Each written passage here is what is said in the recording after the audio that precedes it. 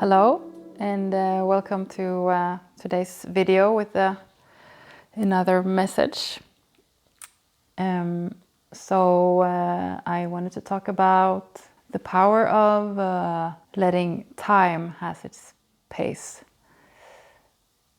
The power of patience and waiting and being present in the moment, every moment. The power of waiting, the power of let things evolve in its natural flow and pace. So I did a series of the factors of change a while ago. So I guess this chimes into a little bit of that, because then one video was about patience, but I want to explore that a little deeper. How you can facilitate it by not doing too much with it, right? So I think I've talked about this sometimes before. Like, we live in a society where you're supposed to fix yourself, where everything goes really fast, and there's something wrong with you, and then you should go fix yourself, and you should do something. You should always do something in order to change, right? It's a lot of that narrative. It's not so much a narrative about stop to do things, so that you actually can start to see and to listen and be aware of what's coming up in you, and follow what's coming up in you. Follow the natural flow of change. Because in a way I think we are disturbing the natural flow of change by engaging a little bit too much, by trying to fix ourselves a little bit too much. I mean, I'm not saying you shouldn't, read books, and you shouldn't go to therapies, and you shouldn't watch YouTube and so on. It's good, but it's just that it might also overwhelm our system. It might also distract ourselves from ourselves. So we get too hooked on what this person is saying, or too hooked on what it says in this book, or what this therapy method is supposed to do with us. We get too hooked on it. And in doing so, we forget, or we disconnect the hook with ourselves, if you will. On the other hand, it's not about not doing nothing and just waiting, because there can be a lot of death in waiting. Depressed people, they wait, and passive people, they wait. But if you are not open in this patient waiting, then of course no life is going to flow into you, no change is going to come. So it's not about just passively waiting for things to happen and for change to come. It's a very specific kind of waiting that honestly has the theme of life and death in it. Because if you think about it, we have life, and then there is always an ending to life. There is always death. But after death, it grows new life. So it's all the time this cycle of we bring life, and it evolves, and then it's the death. It dissolves and die. And it's the same as seasons. It's winter, it's spring, it's summer, fall. It's just change, it's transformation. And that's just the natural flow of it, if we don't disturb it too much, like we might potentially do here in the world with nature. So we disturb the flow, so soon it will be summer all year or winter all year. But anyway, that's supposed to be like seasons like that. And also, we're supposed to not be able to, we haven't still find the cure to eternal life, for example. It's supposed to, and I hope it won't, it's supposed to be death. It's the natural transformation. We cannot, control that yet, hopefully not, ever.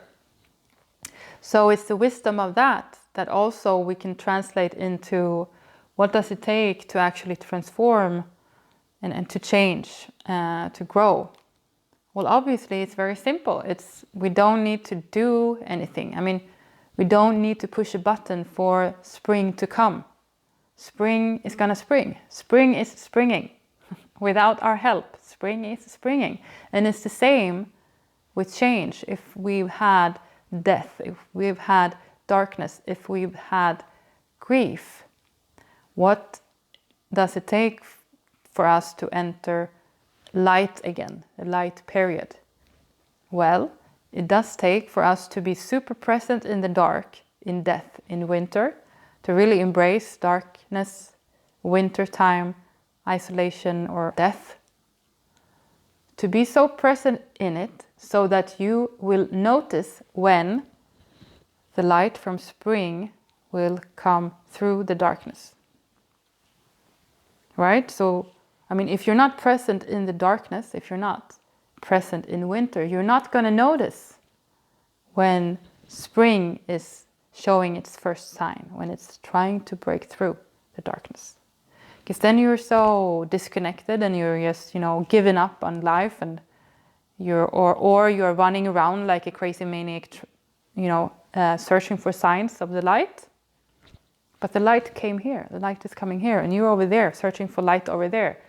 You're not present, sitting here in darkness in the winter, really present with the darkness so that you can notice when the lights come in.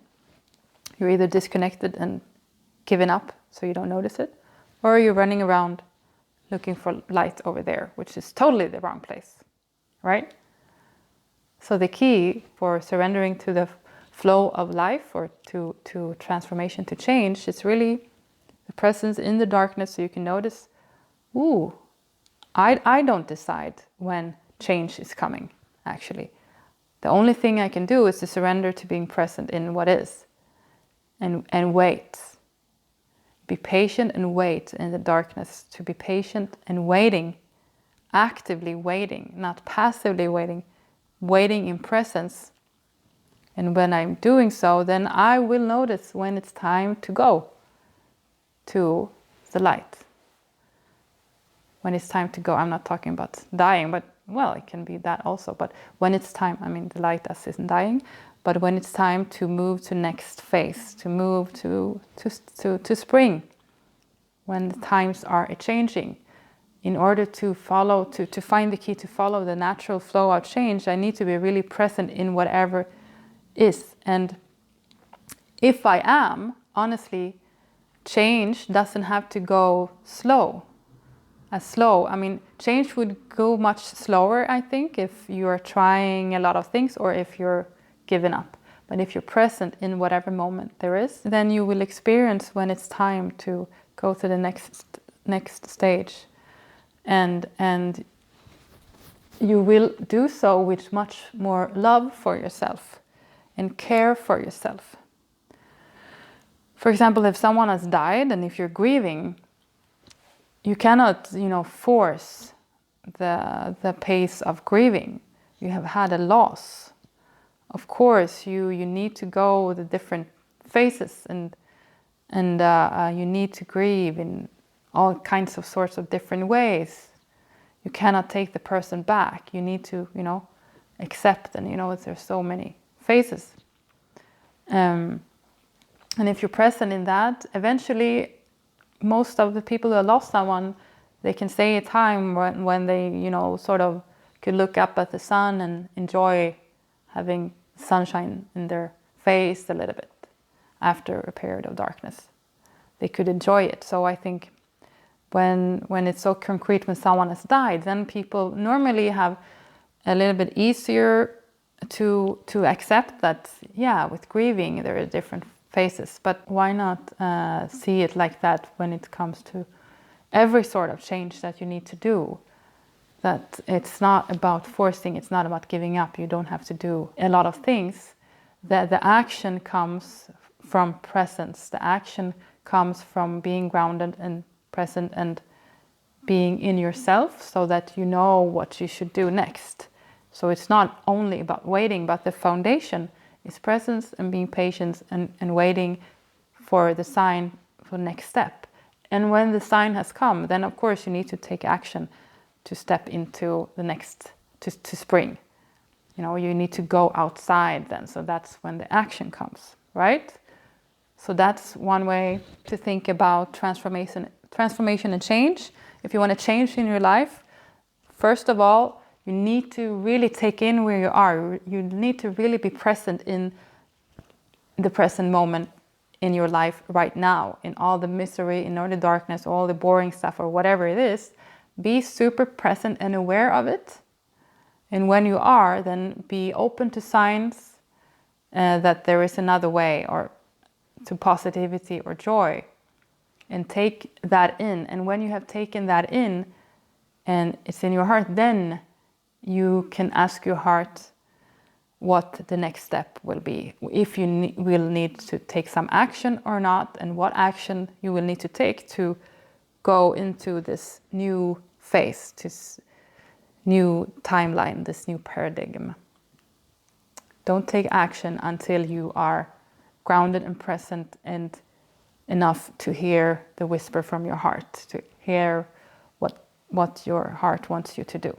Yeah, so those are some thoughts on a continuation of, reminder of factors of change, what it takes and how you should approach change in life, and don't be fooled of all this fixing yourself and there's something wrong with you and do this, do that. And of course you can do therapy, go to therapy or do workshops and retreats and read, but do it with this intention that it's only inspiration. Because, you cannot force change and you cannot totally avoid change, because then that will give consequences of depression or anxiety or being stuck. If you want to embrace change in the most efficient way, I think these thoughts are are helpful.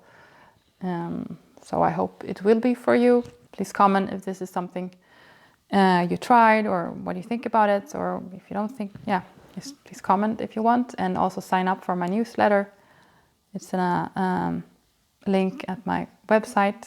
I hope you will have a good day, walk into life as present as you can, and be open for change coming your way. Goodbye.